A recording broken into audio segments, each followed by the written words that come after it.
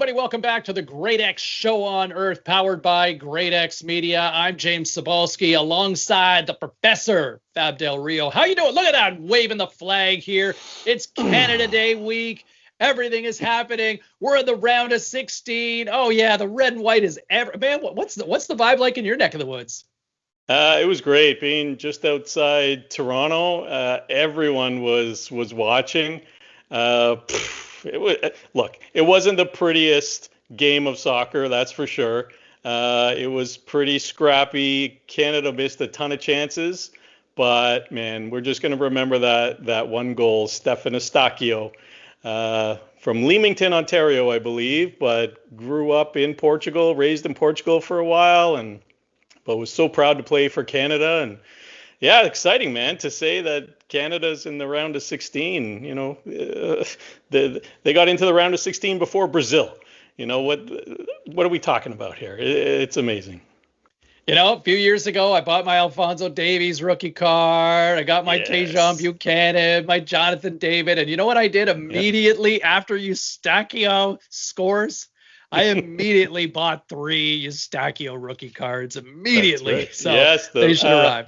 Panini Prism, right? 2022 World Cup Prism. Buddy. Nice card. It's a great photo on there. I you know what? There was a 3-card lot, and it was like, why not? Let's just grab it, because who knows? It's all house money from here on in right now. That's a perfect example. That's how collectors react, man. We can't help it. We know better. We know we could pick those up cheaper a month from now. We get so wrapped up in it. We got to have them right now. Immediately. It's funny because I'm looking at a couple. As soon as I clicked on one, it's sold. So I'm glad to know that I wasn't the only bozo that was doing immediately, like totally that total FOMO reaction. Anyway, it's happening. We're going to dive into a lot more coming up in a moment. Just a reminder, everybody, sign up for our GRADEx Media newsletter. That drops twice monthly, and it's free. Just head to the website at gradexmedia.com. And while you're at it, you can just click and subscribe. It goes right to your inbox twice a month. So you get the podcast from us. You get the newsletter. This keeps you in the loop if you are a collectibles fanatic and you want to know what all the latest trends and news, what's happening, we got you covered. And while you're at it, make sure to like and subscribe on our YouTube channel. Be sure to be following along on X and on Instagram, and especially right now, Fab. Professor, why don't you tell our friends what's going on right now? Because we got a pretty exciting contest happening for our friends that follow along on GRADEx Media.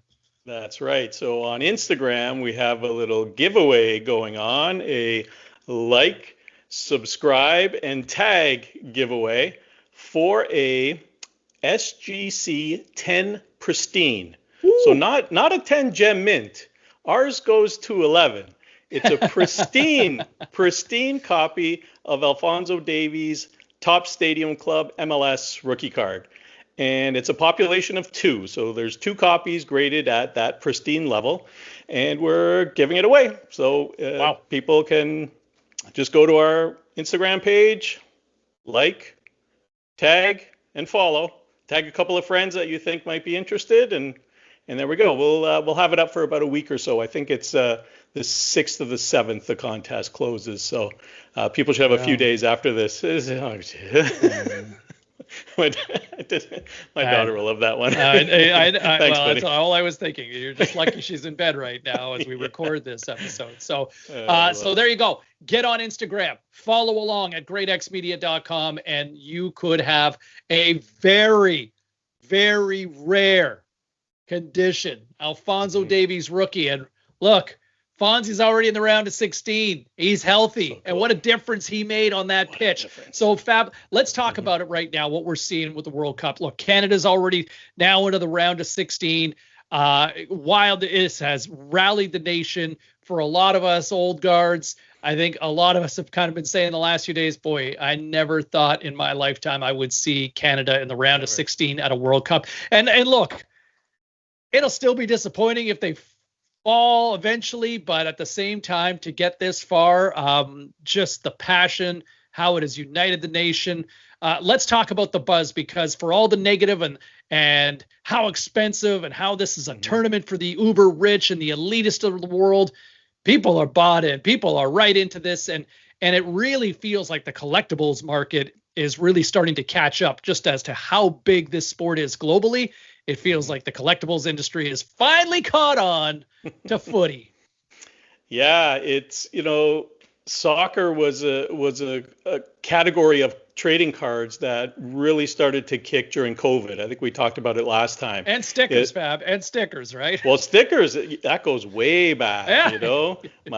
My dad collected sticker albums back in the day in Italy, and so Panini. You got it. They first got the FIFA license in 1970. So that was the first time it was an official FIFA licensed product. And that seems to kick off the worldwide wave of stickers. It was very, very strong in Europe for years and years, but in 1970 they brought in the World Cup sticker album. It became just a worldwide tradition. But we're way past that now. Like I said, as we got into COVID, people started to explore more sports, more pockets of the market. But right now we're at a totally different level. We heard about a couple of weeks ago, we talked about a Ronaldo card that sold for 1.35 million. Messi had a rookie that sold for 1.5 million about a year ago. A couple of weeks ago, the Pele rookie sold for just under $1 million. It's awesome now. And here's my favorite part about this World Cup is it is a World Cup of the stars. Right? It's not like these guys that come out of nowhere to score 5-6 goals. It's Messi. It's Mbappe. It's Haaland. It's even Ronaldo got in on it. Like the names of the names are the guys putting on the show. Mo Salah, it's the stars, right? The stars, and that's so cool. And the one thing that I didn't quite realize leading up to the World Cup was the commercials you see on TV. Like these guys are everywhere.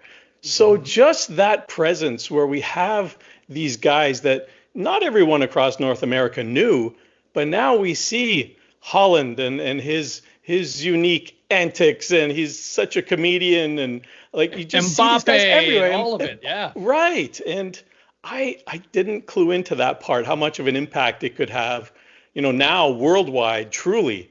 And they're household names now. And now we know there's going to be a dip in the market after the World Cup. Of course, whoever, lifts the cup, the champions, the star of that team, of course, will ride a wave for a while and things will cool off, of course. Mm-hmm.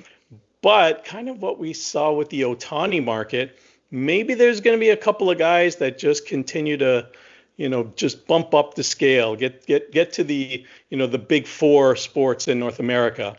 Not that we offer investment advice, of course, but the thing is, we don't know. We don't know. There are the most bizarre things that happen in the market, but it's really cool that soccer is now a big piece of it in North America, sport number 4 or 5. 100%. And it just continues to get bigger and bigger and bigger. And look at what you go back even 20 years ago, what the value of some of these MLS franchises were at the time. Mm-hmm. And, the David Beckham effect, and all of a sudden, the high tide raises all ships, and we just continue to see that. And what Lionel Messi is now doing with his impact, and wondering, maybe he's not the player he used to be. Now he's on the biggest stage of them all once again, and he is leading the World Cup in scoring right now. It is just remarkable. And doing it at 39, right? And the 39. Guy's almost 40 years old, and he's lights out. Ronaldo's got a pair of goals. He's 41. It is incredible to see how this is all happening. And we got a website, gradexmedia.com, as we told you about. Maybe you found it. Maybe you've subscribed to our newsletter already that we've been reminding you about. But there's also a new story dropping about the World Cup and the impact that we're starting to see in the collectibles industry. Right, Fab? Yeah, it is. It's kind of a nice introduction to the key cast of characters in soccer or football. We just talked about. Like we just talked about. Exactly. So let's send people over there. We try to include, what are the ingredients that make a soccer superstar collectible? Because there's plenty of superstars out there, like we talked about last week, but they don't always translate into being collectible and a guy that, collectors really go after. So there is a bit of a formula to it, and we'll let people go over to the story on the website and check it out. Yeah, and there's an interesting hook to that coming up in just a moment, not from a soccer standpoint, but how sometimes markets react to certain news events. We'll get to that when we get to hockey in a moment. But there's also a story right now on our GRADExmedia.com website that also talks about strategies when it comes to selling your collectibles. Look, there are a lot of us that like to collect. We like to have our toys. We like to have our stuff in showcases and all of it. But Fab, some of us like to make a buck or two while they're at it, or try to, hence prospecting and all of it. What can you tell us about, for those of you that haven't seen the story yet, give us a little tease before and send them to go check out this article. Right, yeah. So we tried to cover the best practices for different levels of selling, whether you want to sell smaller items, lower priced items, where are the best avenues and marketplaces to sell? If you have something a little bit more rare or valuable, what are some good options? Also, we include details about doing things the right way, protecting yourself. So for instance, say if you're dealing in lower end items and you're going through Facebook Marketplace, well, one thing that we learned in the story is that most municipalities have what they call a safe zone to meet up, to do exchange, whether giving cash for the item or just dropping off. They have these safe zones that are kind of monitored by the police force. And that was something new to me. I'd heard that this kind of happened, that it was a good practice to maybe make your transactions in the parking lot of a police station or something like that. But within each town, there are kind of these safe zones. And so we just try to go through explaining to people what to expect with the different avenues. So, if you want to sell your stuff on eBay, ComC, eBay consignment. So eBay consignment is basically dealing with a big seller on eBay with a big audience, right? And what can they do for you? They take away a lot of the busy work. You don't have to worry about shipping. You don't have to worry about customer service. You don't have to worry about returns. That's on them. And so you pay a couple extra points for that. So it's more of the idea of what's more important to you, speed or price? And so it gives just some good tips and ideas on, kind of the best way to go about selling your collectibles and what your goal is overall. Yeah, that's a great call and great to check out just in terms of those entry points, right? And do you want to haggle on Marketplace? Do you want something a little more clean and easier sometimes with eBay? But there's also, the finder's fee and, what you have to pay with eBay as well. So yeah, great. Go check it out. GRADExmedia.com. That story is up on our website right now. Okay. If there's any wonder about the market dipping in any way, shape, or form, we talk about inflation impacting so many of us, not just here in Canada, but around the world. And yet inflation continues, I guess, to impact the collectibles industry because people are still spending crazy money on the heels of the latest Goldin auction here that we see more monster numbers here, well into the seven figures here, Fab. Yeah, this was a big one. So it was called the Goldin 100. So they take 100 truly iconic pieces, classic cards, collectibles, game used. It spans all categories, trading card games, all of it. And some of the big sales that stood out. Number one is there was the Topps Chrome Shohei Ohtani Superfractor. So if anyone's ever heard the term superfractor, that's Topps's one-of-one parallel.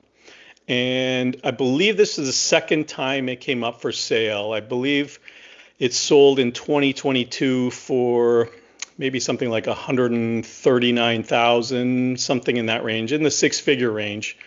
But this bad boy sold for over $2.5 million. And that's a record for an Ohtani card. That you're talking about 2.5 is, probably a top 20 sale of all time. It's a beautiful copy, BGS 9.5, a Gem Mint BGS 9.5. Just goes to show there's no slowing Ohtani. And, it again proves the point that, there are stars and then there's superstars amongst the stars. And it seems like the ceiling is so unknown for the most elite pieces. You know, you hear a lot of trading cards compared to art, and we've talked about it a fair bit, but it's the truly masterpiece pieces, the 0.1% that really, get these incredible gains. So that was one of the biggest cards in the auction. Another one was the LeBron James exquisite rookie patch autograph. I think that was out of 23. Was it the rare one? Yeah, the rare parallel out of 23. And that one sold for just under $3 million. Under $3 million. Wow. Yeah, which is a record for that card, and I believe for any LeBron James card. And that card sold a bunch of times, like in the middle of COVID, before, after. And so this is the rare gold parallel out of 23, his jersey number, which is cool. Again, another record. To me, one of the biggest sales that really stood out, and I think has a big impact on the future of this category, is there was Mickey Mantle's first appearance on Sports Illustrated, and it was graded a PSA 9.6, which I believe is the equivalent of a PSA 9 in trading cards, just one step below Gem Mint. I think 9.8 is Gem Mint. Typically, in the comic industry, the 9.8 is pretty much your 10. Your 10, right? And the 10 is almost this unachievable number, like it's like Pristine. A unicorn. Exactly. So a 9.6, so a mint first cover of Mickey Mantle, and that sold for $328,000, and that beat the highest selling graded sports magazine by about $100,000 or more. We talked about it a few weeks back. There was Michael Jordan's North Carolina first cover was in that 230, 250 range. So not quite 100,000, but huge number, and huge in terms of what that means for the category. But also it's a PSA 9.6, and PSA has only been grading. They haven't even been grading magazines and comics for a year yet. They started in July of 25, and now they have some of the record sales all times in sports magazines. So I love that category of collectibles. I think there's so much future. I love the way they display. I'm looking at you. We've got Gary Carter behind you there. That would look beautiful in a graded holder, right? But to me, that was a very, very exciting transaction, because it just goes to show where sports magazines and magazines in general with grading, how that's evolved. And the last one I'll get to is, and this is kind of an overall barometer, a kind of a, where's the hobby at these days? So they had a PSA 10, 86, 87 Fleer Michael Jordan rookie. PSA 10, there's roughly 330 copies, full population out of the tens of thousands that have been graded. And that one sold for $396,000, which is not the all-time high. We saw a couple of incredible transactions right in the beginning of COVID of $720,000. A lot of people think that it was basically two uber wealthy celebrities going back and forth on those.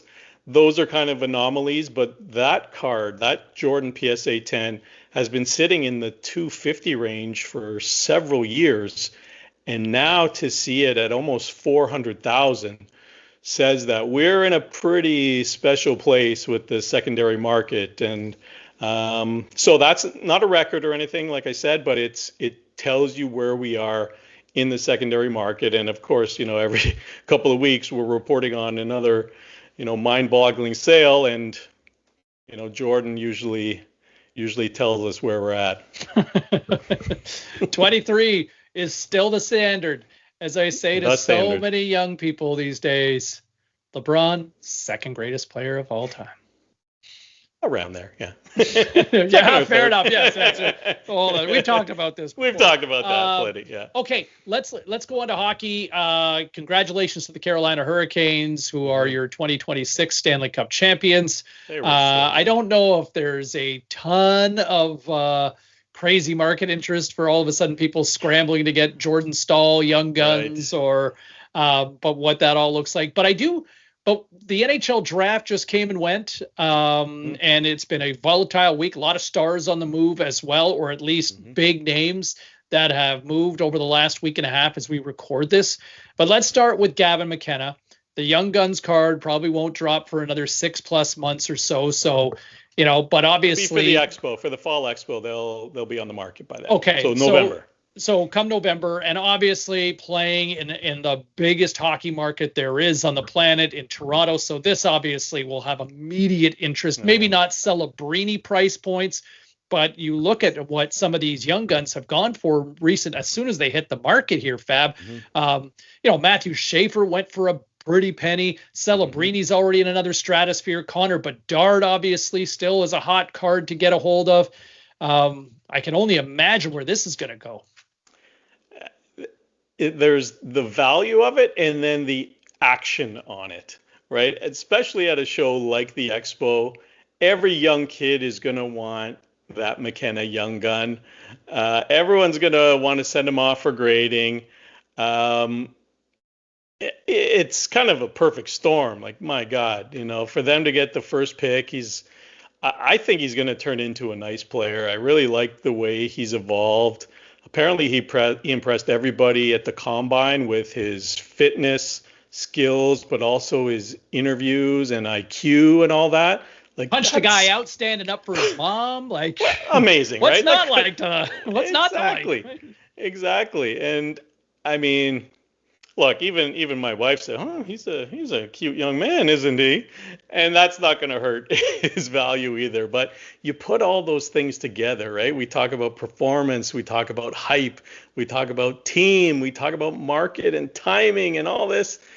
It's a hockey perfect storm right now, and it's going to be, the sales will be unreasonable. Let's put it this way. Like, we might see that card pushing $1,000 raw almost at the get-go, right? And deep down, we know he's not, like, Celebrini is an incredible player. Now, can the Toronto market prop McKenna up to Celebrini before he's done anything yet? I don't know. I guess it depends on how he fares in the first 6 weeks of the season before it drops, right? I mean, I do think that probably give him time.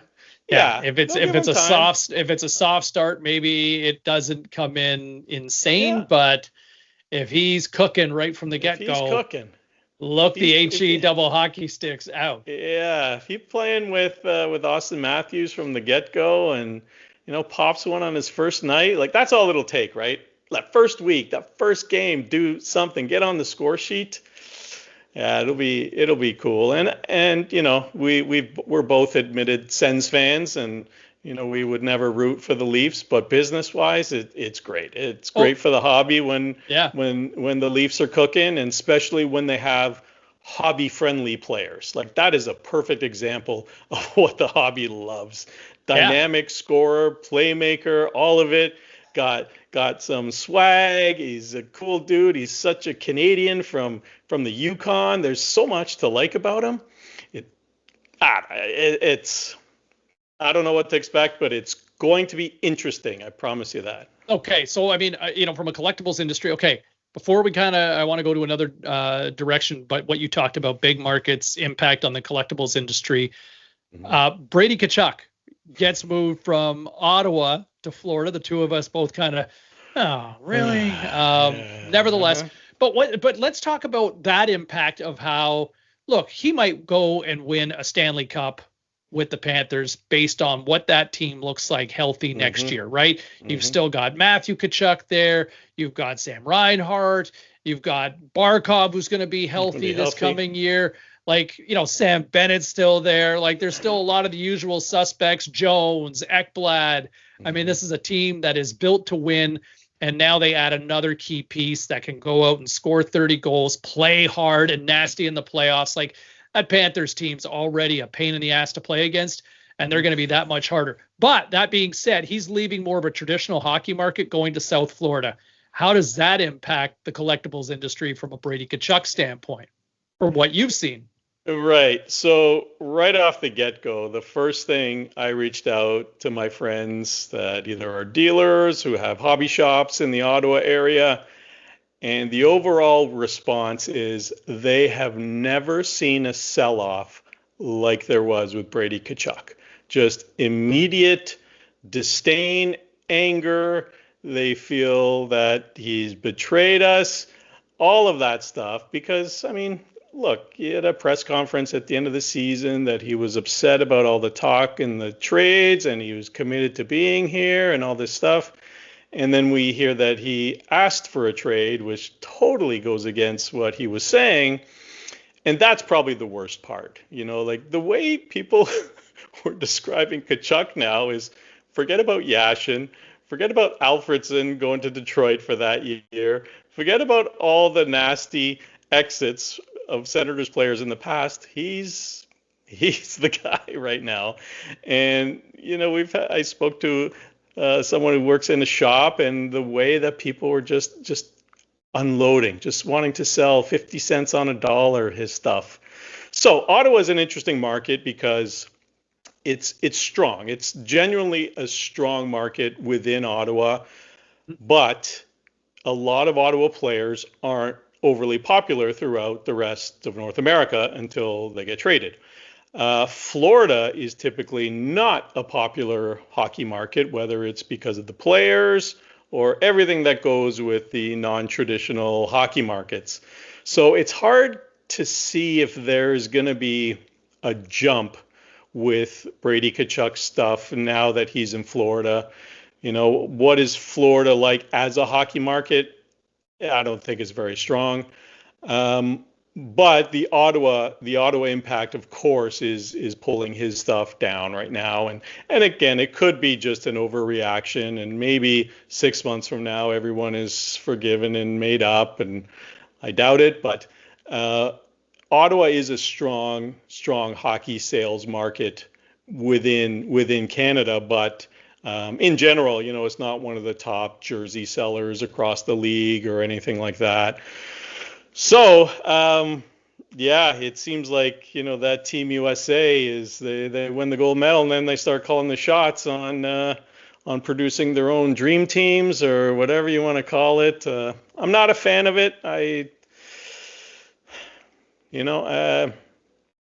Yeah, I'm not quite sure where I feel on it. I was always as a Senators fan, pretty proud that Brady Tkachuk was the captain, and you know he seemed to, you know, really stick up for the guys and team.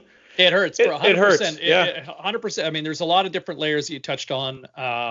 Number one, I would just say Ottawa's just got a horrible history of bad breakups, right, with star players. You touched on, you know, but Alexei Yashin, bad breakup, right? Didn't want to be here anymore.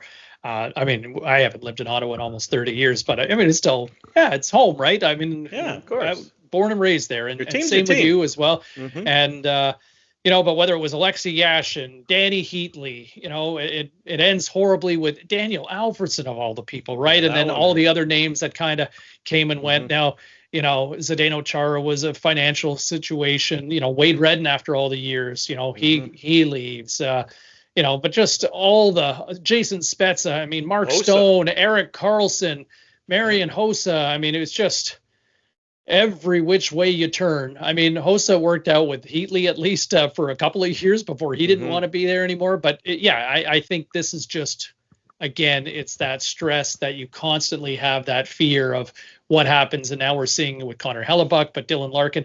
And it's not, it's just, it's interesting that all of a sudden we have the vast majority of the American Olympic gold medal winning squad that has suddenly flexed their muscle and calling their shots. And I think on the Canadian side of the border, I think a lot of those players have taken backlash. And honestly, Fab, I would say this, and I don't want to go down too deep a political road, but that being said, I do think if those guys aren't captured on camera taking a phone call from a certain leader and laughing and having all the hijinks, like if that's not there for everybody to watch and how it all kind of unfolded, and just, you know, even the comments and the impact that it had on the women's game and all of it. But I don't think that we're looking at the intensity and the blowback. I don't think there's the hate or the disdain or the sort of toxicity that some of these players had to endure post celebration with the gold medal. I just think that if that was more of an in-house celebration, I think that's probably, look, Canadians wanted Canada to win, but I don't think there would be the sort of resentment when you have somebody who was, talked openly about threatening a country's sovereignty. And I think when you're kind of laughing and, in a very, sort of a metaphorical way, high-fiving someone over the phone, I get it. Leader, one of the most powerful people on the planet, you take the phone call, but I think that's one of those moments that had that just been for the team itself. I think maybe it's a bit of a different story, but it's not just Canadian cities like Dylan Larkin wanting out in Detroit, right? That's an original six team, and there's a Michigan guy who wants out. Zach Werenski in Columbus. It's just wild, the trickle effect ever since Quinn Hughes. I mean, we saw JT Miller a year prior with Vancouver. So anyway, moving on. I want to touch on with basketball. The New York freaking Knicks finally end a half-century drought. They win the title, but again, you touched on Gavin McKenna and the impact that he can have playing in a market like Toronto. What are we seeing from the basketball standpoint with the New York Knicks? I'm assuming Jalen Brunson's got to be one of the hottest cards out there right now in basketball. It's so nuts. And, we talked about it a couple of weeks ago. We said, well, I don't think the Knicks are going to beat the Spurs or the Thunder, no matter who gets there. And my God, that wiped them out. And wiped them out. And I got to say, the Spurs looked like a young team. They crumbled in 3 of those games. Not great, but those are growing pains, and they're going to be great for a long time. But yeah, man, like Jalen Brunson and tops their home base in New York City. Like they've just done all kinds of cool stuff between the Tops Now program with the finals. They had the amazing photography, the OG Anunoby tip back. They did a special card with that photo. There was a great, I think it was a Getty Images photo from up above, and show them like flying over everybody. They sold 105,000 copies of that card. Unbelievable. A beautiful image. It's a beautiful image, and chances to get like rare parallels and all that kind of stuff. And then they did a Tops Now team set as well. And the super hit from those team sets was you could get a 1-of-1 autograph card of the 5 starters from the finals. So the 5 Knicks starters. And it's beautifully designed card. Yeah, I mean, it looks amazing. And yeah, I mean, we haven't seen a reaction to a sports team like that in a very long time, if ever. And Fanatics reported on their merchandising side of things that at the peak, they were selling Knicks stuff. I think it was 8,000 orders per hour or something like that over a 24-hour stretch was kind of the average. So we've never seen anything like that. And, Jalen Brunson, like he took off like a rocket ship. His stuff is settled a little bit. But you're talking about his stuff has tripled since the beginning of the year. So, maybe you're in that 2.5 to 2 range, whatever. But I mean, that's just a new guy. He's the Jack Hughes now, right? A guy who was a very good player, and now they're just that hero status, and that will never go away. And I think that's cool. It doesn't always have to be about the very best performers, the best careers, all of that. It can be about great moments, great single years that people remember, like a Mike Eruzione, and people that have these individual moments that last. I think that's really cool too. And yeah, it's just Knicks mania, man. And you should see the way Wembanyama's stuff is coming down, which again makes no sense to me. Yeah, he carried that team. He brought them to the finals at such a young age. Like, what did he do wrong? Really, he made a couple of mistakes, but it's going to be 10 years. Is going to be battling for the finals. So the market is funny, overreaction. Basketball is very well known for that, ups and downs, game by game. Fun stuff, though. All very exciting. All showing the enormous interest in basketball cards. Yeah, just wild. And look, I mean, Wemby might wind up walking away with 5 NBA titles before his career is all done with, health permitting. So just crazy. People selling off on Wemby already. Oh, come on. Give your head a shake. Come on. What is this world coming into? Okay. New releases. Talk about oh my God, Chrome Marvel is buzzing right now. Finest MLB, NHL, SPA. Let's talk about it. What interests you the most? So the first thing is SP Upper Deck SP Authentic launched just before the NHL draft. Yep. And everyone knows that product. It's in the name, SP Authentic. The key to that product is on-card autographs. So where you'll find some of the best not just the sticker, cards, no stickers, on card. And the subset, the rookie subset that people really look for is called the Future Watch rookies. And it's such a classy design. They have that, a lot of white space. So often the card has a good opportunity to get a high grade, and then they flash the team colors on there. But it's one of the more popular releases. It kind of sits in between the super high end and then your, UD Series 1, Series 2. It's expensive, but not crazy expensive, but the potential for some of the cards that are in there. So they have the Future Watch rookie patches, which are numbered to 100, game used patch with an on-card autograph. People love those. So that came out just before the draft. Awesome product. Topps Finest Baseball.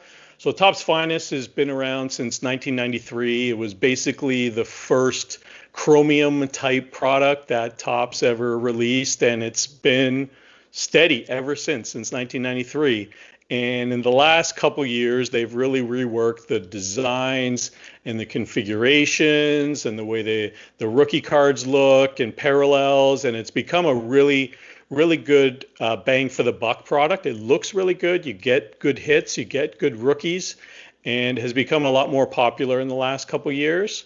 And then Topps Chrome Marvel, and this is a Topps Chrome Marvel comics product. So they distinguish between the MCU, the movies, and the comic books. So this is a comic book related comic book art product. And that ever since Topps got the Marvel license, they've done some really cool stuff. Lots of really neat one-of-ones. One of my favorite new parallels, I forget the name of it, if it's called the Slash or something, but it's a parallel of the card where it's like Wolverine slashed the middle of the card. There's literally 3 holes in it. And I forget the exact name of the parallel, but that's become one of the most popular parallels. So you have, your nice Spider-Man card and then his face scratched off, but it's intended to be that way. And it's a pretty cool insert and a lot of great autographs as well. They'll include artists, and it's just one of those big time non-sport products for the calendar year. Well, you and I, as much as we talk about sports and love our sports, we both kind of nerd out with our non-sports collectibles as well. And I know you've got a couple of deep cuts. I mean, I still think of that Stan Lee card, going back what, the 90s? 1990, yep. 1990 set. Yep. But, there are some that exist from the 1970s when you got a couple of deep cuts with some old Spider-Man that you'll have to play show and tell sometime on an upcoming. Okay. Can I play show and tell right now? Of course. Show and tell is so much fun, man. This is great. because Fab and I grew up in Ottawa, look, Canada Day, it still means a lot to us. And I think over the last year and a half, I feel like as a country, we've really kind of rallied again, and we've all kind of taken our pride in being Canadian again after feeling, I think we kind of went through a bit of a bump in the road, I think, as a country in terms of our pride and our passion during COVID. But I think we're all very proud to be Canadian once again. So I have been going down this rabbit hole over the last several months. It just started, I'm an old history buff, right? So, and because growing up in Ottawa, so I have been going down this road of collecting rookie cards for Canadian prime ministers. So here we go. Decision 2024. So there's a political card series that comes out every year, every election year. Yeah. And this is the rookie card for the current Prime Minister, Mark Carney. But it's beautiful. Like, this is a stitched on. It's a patch, right? Like a Canadian flag patch. Like, what a sexy card that is, right? Well designed. That's very good. Really well designed card there. So there's that. This back from 1924. This is a John A. McDonald card, which is in great shape. I picked this up when we were at the convention in Toronto, actually. So this is from the Dominion stores with bread. This came with if you purchased bread from Dominion back in the 1920s. Mm-hmm. This was John A. McDonald. I'm still in search of a 1913 Canadian Portraits John A. McDonald card. So there's not a lot of them out there. Very low pop with PSA. I've also got a Charles Tupper card from 1924 from the same set back in 1924. If we go to, I believe this is from 1918, but this is, this is Sir Robert Borden. Oh, look at we go back to this one, another cigarette card here from Sir Robert Borden. What this was like was leaders. Is it on the back? This was 1918. I'm trying to remember what it was, and you know what? I didn't bring my. No, it's not an Ogden, but you know what? It's Major Balfour, I think it is. Oh, interesting. And it's a Canadian release? It's not a Canadian release. This was like leaders. These were like leaders. This was a European set. Leaders kind of during the war. During the First World War, and so there's Robert Borden. Cool. So that's the interesting thing I have found, that a lot of these cards for rookie cards for Canadian prime ministers often come from British or other countries, right? And so this is another one from Conceitas, and this is John A. McDonald. Yeah, so Builders of the Empire. This is 1937. This is 1937. Wow. So this is Builders of the Empire. It is in excellent shape. Yeah, it's a beautiful. There's a couple of really nice cards going back from that one, but obviously not his first card, but that is from the late 30s. Then here is R.B. Bennett, kind of a forgotten deep cut prime minister during the Depression. Yeah. And so this one, this was Notable Persons. So again, this is another one from I believe the United States. Yeah, from the UK again. And this is around, and this is, I want to say 1930-ish. So he was prime minister during the Depression. So again, that's an almost 100-year-old card there with R.B. Bennett. I love this. So I've got two Sir Wilfrid Laurier cards here. So this is the Ogden series from 1901. That there's a couple of real notable personalities. There's a Churchill. There's a Teddy Roosevelt. There's a Beethoven. There's the Baden-Powell. Like, there's a couple of classics in this one. But that is Sir Wilfrid Laurier from 1901. Sure. Yeah. But the one I like better is this cigarette card, and I really should have. This is from Will's Cigarettes here. But check out this Sir Wilfrid Laurier card from, I believe this is 1902. So really? Will's goes back that far. I didn't know that. Yeah, that's pretty wild, right? So there's Sir Wilfrid Laurier there. And then more recently, there's Kim Campbell. Upper Deck kind of did the reboot. Yes. And so there's Kim Campbell. Yeah, Champs. Yeah. Okay. And so that's from about 2008, I want to say, or around 2010. They also did one of Stephen Harper as well. This is around 2008. Alan Ginter one. So kind of rebooted that one. And then, here, look, I'm just filling all this time. And then here, this is an Australian card. This is our empire, so like leaders of the British Empire, right? This is classic, and I believe this is, I want to say it's 1926.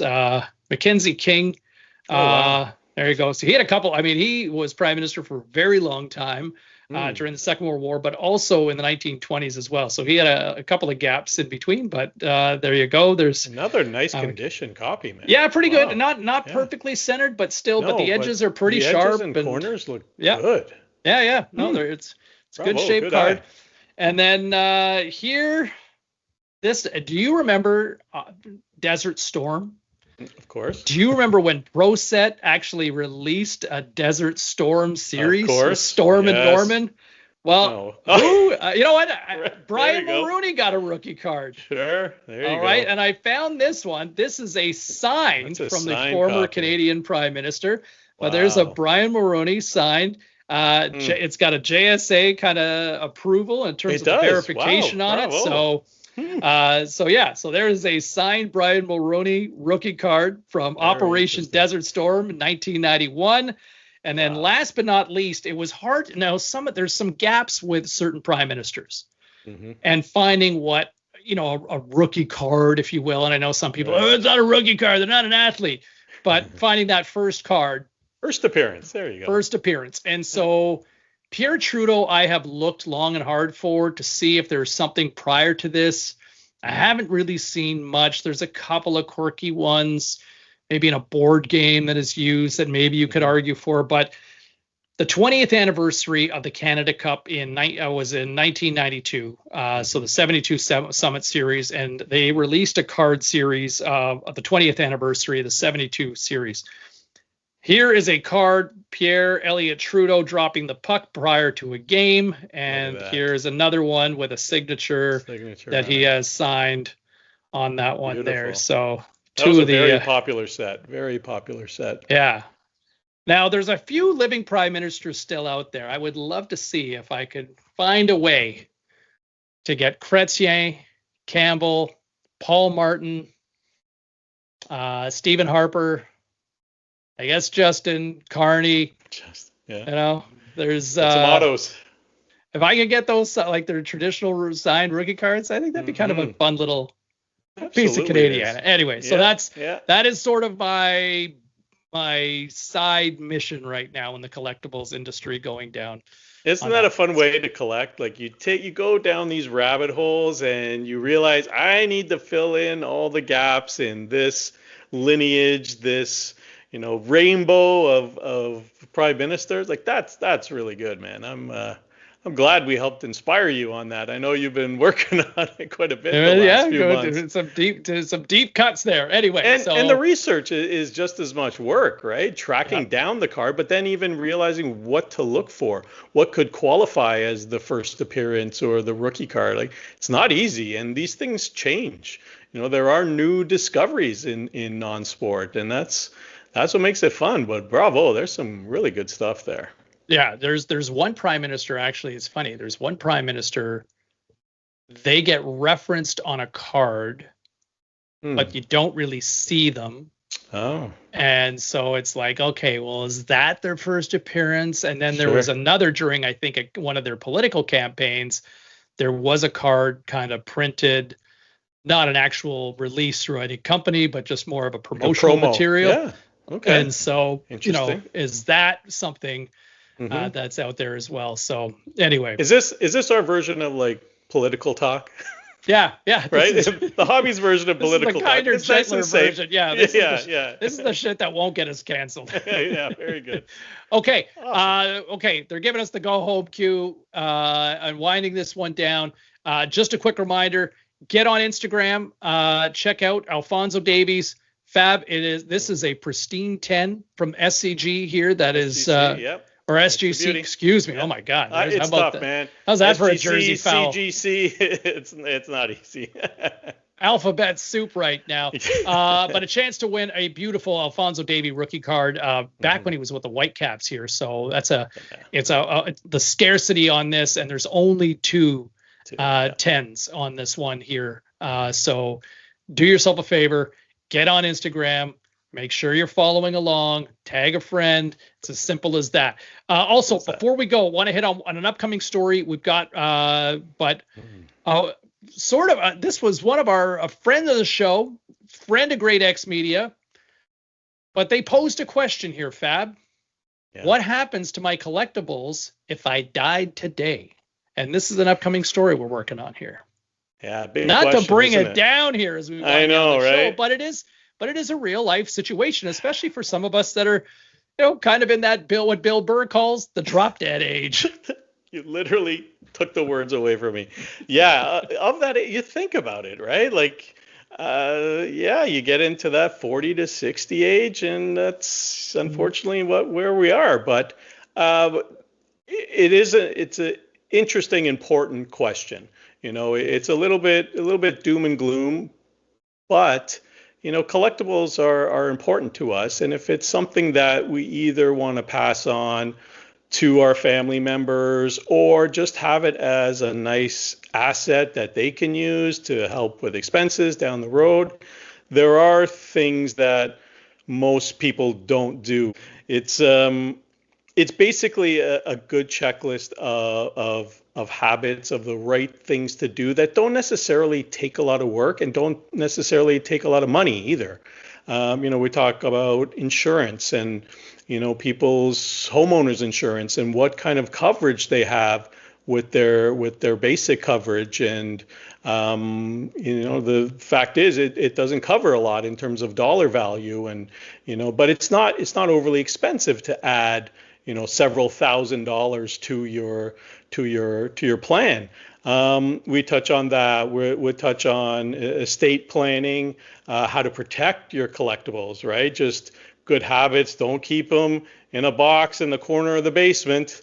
Keep it in safe places, out of sunlight. So we really get into some good details. And again, it's not the most exciting thing, positive thing we want to talk about, but it could be sad if you haven't planned ahead with this sort of thing. And it's bad enough that your loved ones are left with dealing with everything that goes with death, but it just helps to make things a little easier. And I think it's an important piece to have out there for people. And as part of the research, we've spoken with a lot of people, and people in the insurance industry have kind of told us, like, yeah, this is something that should be out there for us. This is how we should inform our clients of how they should prepare and protect their collectibles. So again, it's a piece we're working on. It should be out in roughly a week or so, but an important one. And it's not going to be like a novel or anything. We're keeping it kind of bite-sized so people can digest it. But I think it's probably a piece that we will add to as time goes on, and kind of in that. This is real life, though, Fab. Like, this is ultimately this happens, and it's whether talk about planning for a will, and depending on what age you are. Exactly. These are, hey, look, you can never, there's an old saying, tomorrow is never guaranteed, and so what happens in that event, right? And so this is this is a bit of a hypothetical, but at the same time, it's not a bad idea to just, if you have invested some capital, and if you're a collector, chances are you may have spent some money without telling your wife. without telling some people. She's gonna find out. This is like $5. Yeah. But if you made some wise purchases, then they'll be happier about it, I guess. But exactly. Yeah, you're right. It's real life. And sometimes, you want to have these conversations that aren't the most pleasant and the easiest.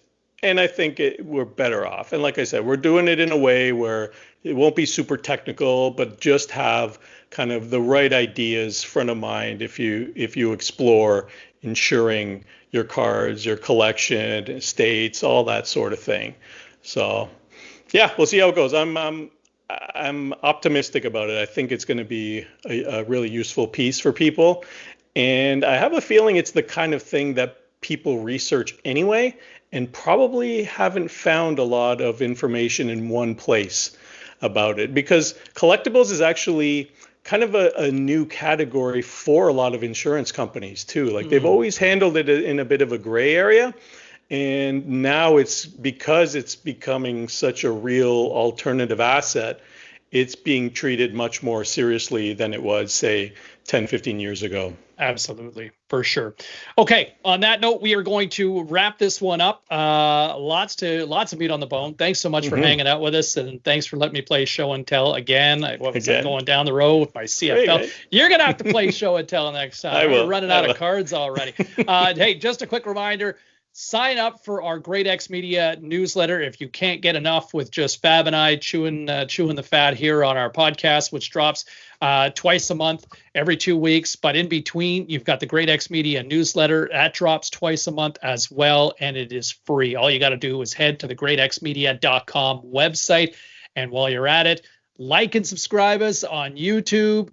You can follow along on Instagram. Don't forget about that Alphonso Davies card that's up for grabs. We'll be given away in about a week from now. You can also follow along on X as well. That is the Professor, Fab Del Rio. I'm James Cybulski, and we will see you next time right here on the GRADEx Show on Earth, powered by GRADEx Media. Happy Canada Day, everybody, and a happy 4th of July to all of our friends south of the border. See ya! See ya!